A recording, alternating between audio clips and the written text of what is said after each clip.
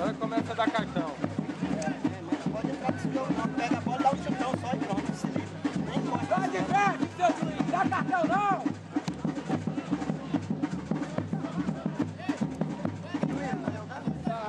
Tá bem.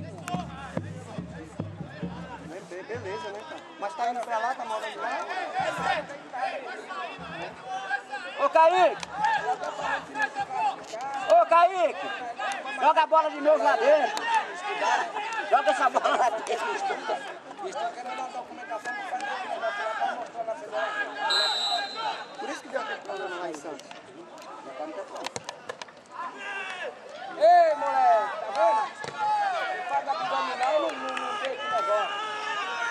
Pera aí, ó. Vamos fazer abdominal e não faz, ó. Leva a bola.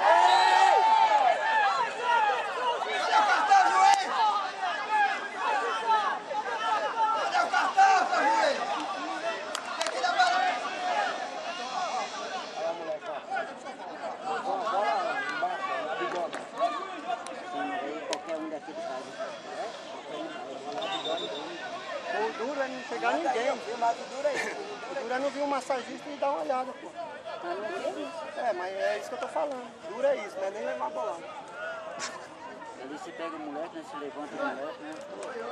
É o Gandula Fovidal. Joga uma água na barriga do moleque. Ele sai da barriga, depois ele sai.